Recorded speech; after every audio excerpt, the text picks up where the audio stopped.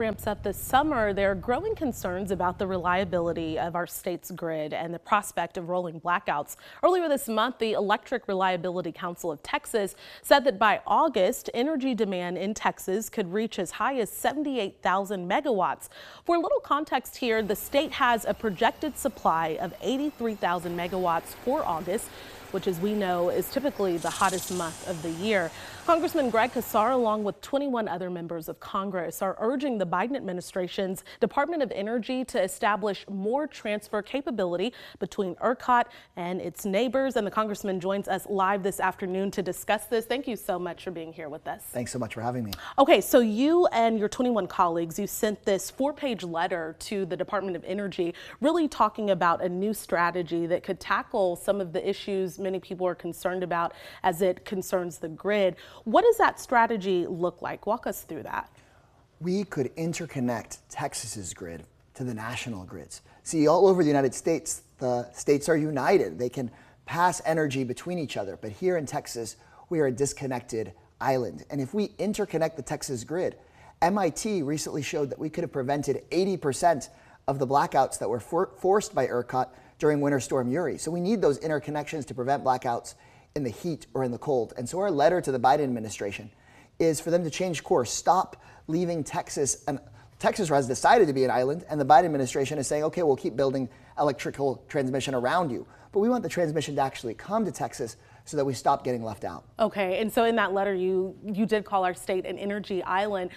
There are, though, we know that work has to be done. There are significant hurdles, though, that it will take to get that work done. What are some of those hurdles, especially you referenced that MIT study as well? Yeah, there's 2 hurdles. One is actually building the electric transmission lines. And what the Biden administration is thinking about doing is designating where there's priority for transmission lines to put billions of dollars of financing on the table for us to actually build those transmission lines closer to Texas and into the state.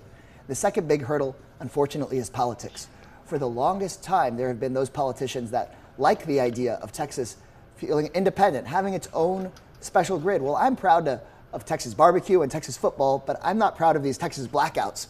And so I think it's time to change course, because right now there's basically a small number of big money interests that made billions of dollars during the winter storm because they had the little bit of power. They were able to jack up the price during the storm.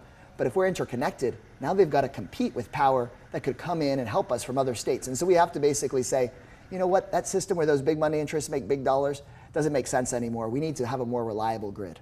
Okay, so you sent this letter today to the Department of Energy, but this is just one, really a larger effort and efforts that you are championing regarding our grid.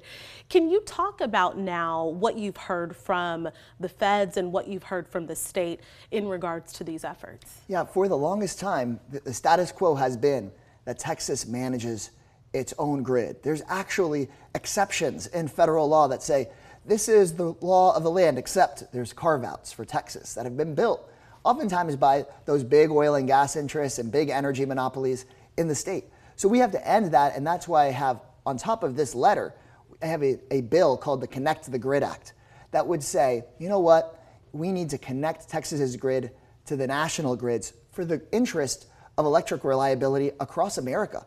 Because if we want good infrastructure for our entire country, we can't have a national electric grid with a giant donut hole the shape of Texas in the middle of it. So I've got this Connect the Grid Act bill, and we're working with the Biden administration to bring those billions of dollars to bear to strengthen our existing grid and start building some of those priority interconnections east and west. Okay, and let's talk about the Southern Spirit transmission line that's aiming to connect ERCOT with the southeastern U.S. power grid. Some say that that will help with capacity. Is that enough? Is it sufficient?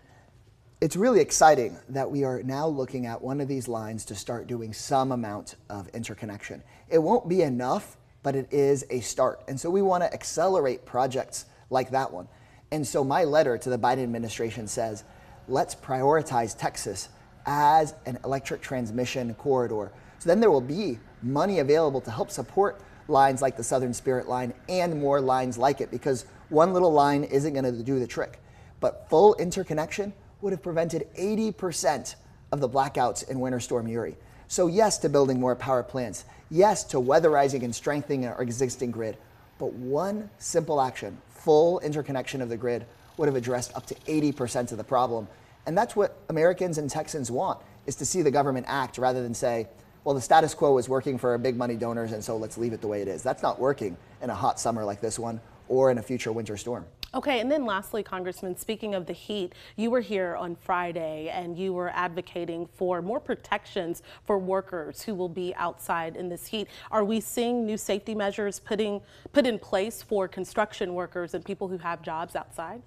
I have been advocating for, and the Biden administration has recently announced that they want to move forward with a new federal protection for all workers to give people the right to rest, water, and shade while on the job. I actually worked on this when I was a labor organizer here in Austin. We helped pass these water break protection laws to give workers the right to a water break.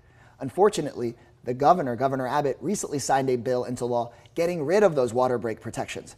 That doesn't make any sense right now in these extreme temperatures. And so that's why we're working with the Biden administration, and they just announced that very soon they will publish their new rules that give all workers, when the heat gets to a certain level, the right to come off a scaffold or the right to take a break at the warehouse and rehydrate and protect themselves and protect their families. Because we've basically been trying to get this kind of water break protection across the country for a while, but it's oftentimes the big construction lobby or the big agriculture lobby that stopped it. We're pushing through that and saying, no, working families should come first. And that's why I'm proud to be working with the Biden administration on these heat protection rules for all workers, whether you're working in a hot warehouse or a hot kitchen or up on a scaffold on a construction site. Okay, Congressman Greg Casar, thank you for joining us this afternoon on Thank you so much for having me. At 4. First warning weather with meteorologist Nick Bannon. It is a hot day here today, and it's going to get hotter as we head through the week. This is how it looks from our downtown Austonian weather camera, and you can see a